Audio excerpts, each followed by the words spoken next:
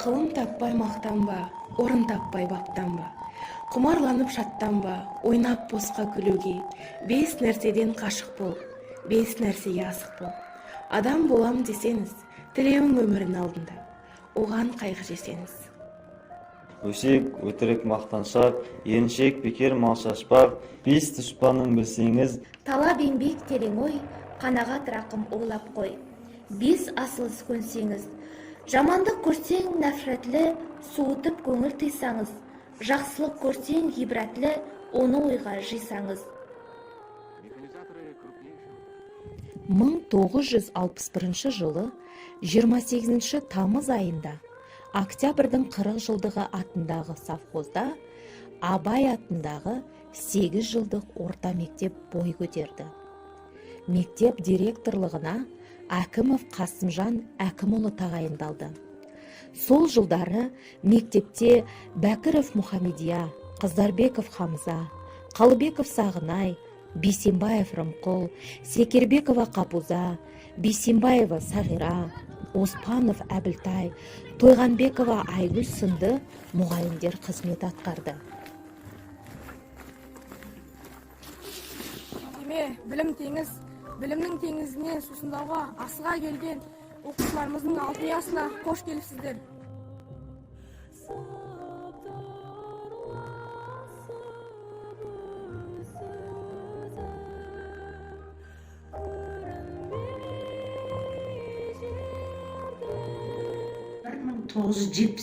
жылы ноябрьдің 190 бітіп 290-нан бастап кірдім. Ол кезде мен орыс тілден сабақ бердім. Орыс тілден.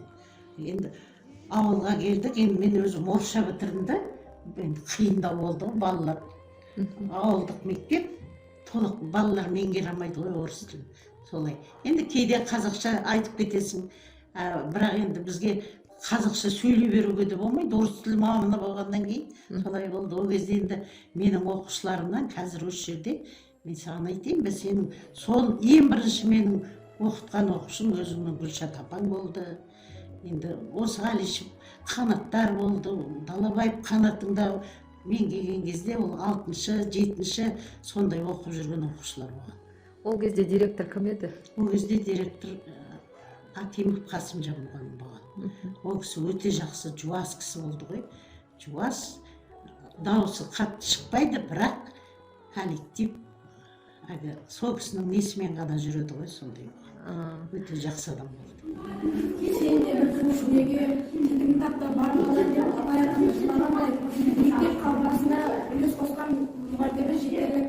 Рек комитеті 1971-1986 жылдар аралығында мектеп директоры қызметін атқарған Қасымжан Әкімұлы атына берілді. Қасымжан Әкімұлы білікті маман ғана емес, талай ұрпақ тәрбиелеген ұлағат адам. Ғалым болмай немені, балалықты қисаңыз, болмасаң да ұқсап бақ, бір ғалымды көрсеңіз, ондай болмақ қайда деп айтпа ғылым сүйсеңіз. Сізге ғылым кім берер, жанбай жатып сүнсеңіз, дүниеде өзі, малды өзі, ғылымға көңіл берсеңіз, білгендердің сөзіне махаббатпен ерсеңіз, ақыл сенбей сенбеңіз, бір іске кез келсеңіз.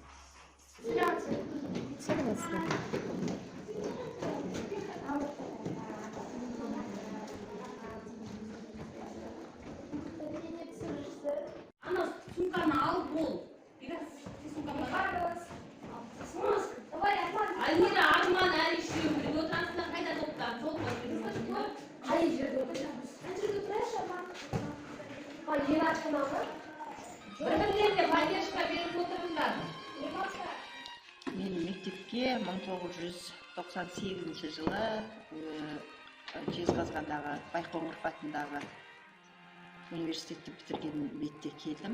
Бірақ енді менің бір ерекшелігім, мен сырттай оқыдым. 5 жыл, ол кезде 4 жылға ауысты, сол сырттай оқып, 98 жылы сентябрьде келдім мектепке. Содан бастап бүгінгі күнге шейін осы мектепте жұмыс жасап жатырмын. Енді мен келген кезде біздің алдымызда тарихшы ретінде Гүлжахан мұғалім болды. Сол кісіден негізі көп тәлім-тәрбие алдым. Енді бір қызығы, мен мектепке келген кезде қазіргі жастар сияқты бірден көп сағат алып, бір ставка немесе жарты ставка алып, бірден бір керемет жаңағыдай ақша алып, сондай бір жағдайға жеткен жоқпын. Мен сол бірінші жылы маған 3 сағат берді. Сол 3 сағаттың өзі не әзер жеткем шыны керек. Сол 3 сағатпен сосын кейіннен жұмыс істедім. Енді кейіннен еске аласын, көш жүре түзеледі деп. Одан жұмысқа тұрды дегенді естіген туған туысқандар, абысын дегенде сұрайды ғой, қанша аласың деп. Сол кезде 3000 алам десем, енді кешірім өтінемін, бірақ маған жететінше. Сол кезде олар ақша маңызды, мен үшін ақша маңызды болған жоқ. Сосын мектептің басшылығы бізді жұмысқа алғаннан кейін алдыма андай тапсырма берді. Комсомольскийге айтты, мен совет үкіметінің адамымын ғой. Саған комсомольский тапсырма, қазіргі информатика кабинеті тұр ғой. Сол кабинет, биология кабинеті болған, сол кабинетті дұрыстап жөндейсің деп. Сол кабинетті, сол қазіргі енді мен просто салыстырмалы түрде қазіргі мектепке келген жастарға сөйтіп айтып көрші, сен сол кабинетті жөнде десең, олар қалай қабылдайды? Бұл менің мамандығым емес, мен бұны не үшін жөндеуім керек, сіз менің өзіме қатысты ғана жұмыс беріңіз деген сияқты мектеп басшыларына шарт қояды ғой. А мен айттым ғой, жұмысқа әзер жеткендіктен сол кабинетті қанша жерден жаңағы лас, қанша жерден сондай бір қиын болғанына қарамастан сол кабинетті біз жөндеп шығардық. Ақсақал айтты, бай айтты, кім болса мейлі сол айтты. Ақылменен жеңсеңіз, надандарға бой берме, шын сөзбенен өрсеңіз, аят хадис емес қой, күпір болдың демес қой, қанша қарсы келсеңіз.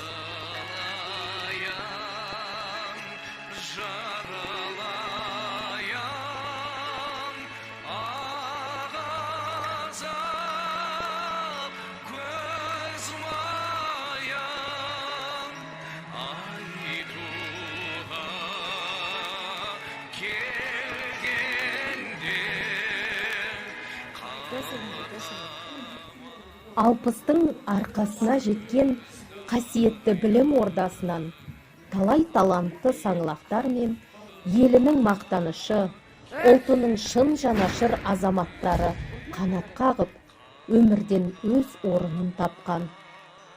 Білімді, кемеңгер ұрпақ тәрбиелеуде Абай мектебінің мұғалімдері аянбай еңбек етеді.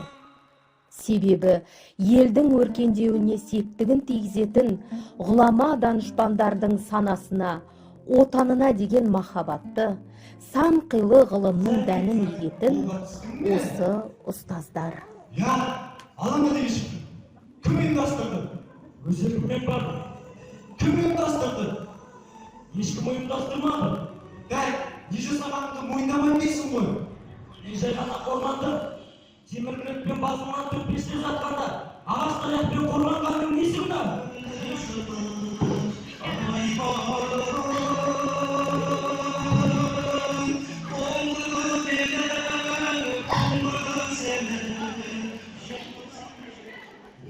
Мен шыққан кетті мен әлем мұлда болайын. Аты жүрмек. Аты жүрмек айтыңдар. Алаңа не мақсатпен бардыңдар? Біреу күттерме? Ешкімді тиеді ма? Ел тосқан түрді, келетін мүлді, жайдарлы. Сол жылы бірақ, әдеттен жырақ, көрінді шылық, айбарлы.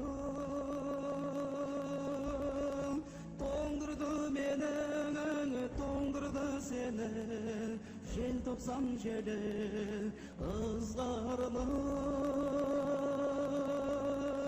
Солдырды гүлді, оңдырды нұрды, көңілде мұңды,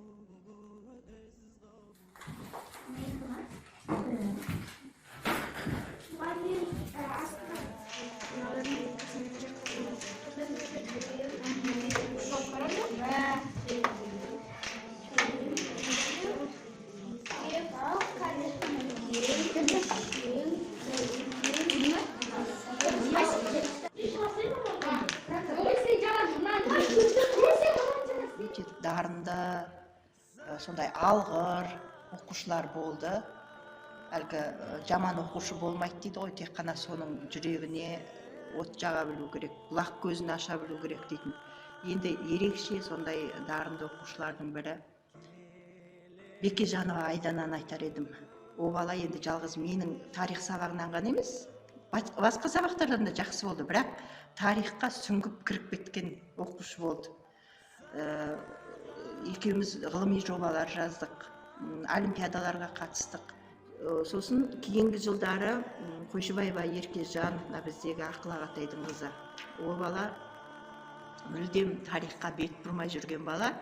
Сол екеуміздің жұмысымыздан кейін тіпті тарих факультетіне түсіп кетті ғой. Екеуміз бірінші алаш оқулары деп аталатын ең бірінші республикалық алаш оқуларына қатыстық. Сосын енді тағы бір оқушым Әділбекова Арайлым. Ол осы Қарағанды мемлекеттік университетінде тарих география деген факультетте биыл Алла қаласа бітіргелі отыр. Ол да енді біздің жолымызды қуып мұғалімдік жолға түсе ма жоқ, әлде ғылыми жолға кете ма, енді өзі біледі әрине. Бірақ осы жолыңды қуған кім бар, немесе ерекше белсенді оқушылар деген кезде мен осы үш оқушыны айтар едім. Көп орында көрінеді ба, біздің сөзге ерсеңіз, мұны жазған кісінің атын біл, мен сөзін біл. Осы жазған дүниеден шешендеткен не бұл, көсемдеткен не дүлдүл.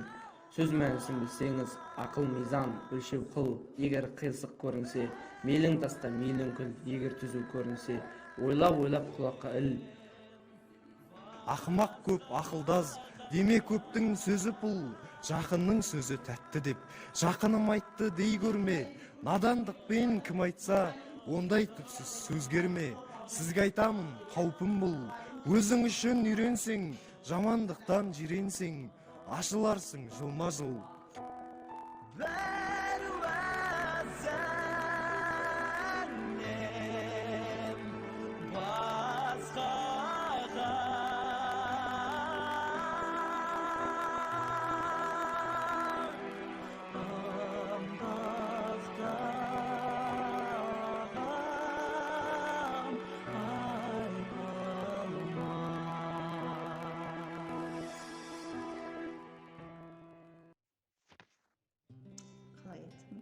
Мектептің өмірі әрине өзгерді.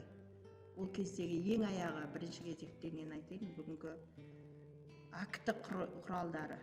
Ол кезде акті құралдары деген болған жоқ. Және де сол кезде енді экономикалық дағдарыстан енді шыға бастаған кез ғой. Сондықтан біз бүгінгі жаңа технологиялардың жемісін 2010-нан бастап қана көріп жатырмыз деп айтуға болады.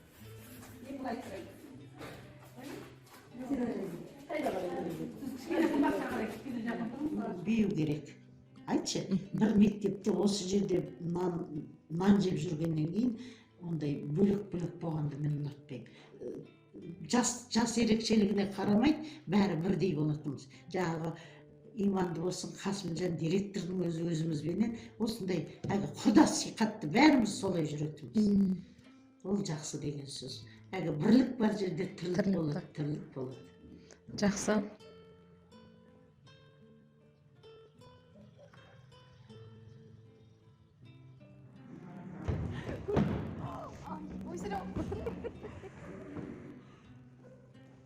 Неше сынып оқисыздар? 11. Қандай көңіл күйде жүрсіздер? 11 бітірем, болашақ үлкен есейген өмірге аяқ басам дегенде қандай көңіл күйде боласыздар? Енді мектеп деген әр адамның бірінші алтын ұясы. Білім жағынан да, спорт жағынан да, өнер жағынан да жетістіктеріміз көп. Оның ішінде ұлдарымыз айтып кетсек болады. Содан екінші орын жетістіктер әкелді, осы мектебіміздің атын шығарды. Біздің де қыздарымыз бейжайсынан барады, көптен жұмыстарға барып қатысып жатыр. Мысалы біздің класста жайында қалдырған мәнерлеп оқу шебері көптеген Әр қайсымыздың сыныпқа қосқан үлесіміз көп. 8 қырлы, 1 сырлы. Енді бұл жерде қысты да өткіздік, жазда да өткіздік. қиындықты да өткіздік, қуанышты да өткіздік. Енді барлық бақытты шақтарды естен кетпейді. Енді қимаймыз.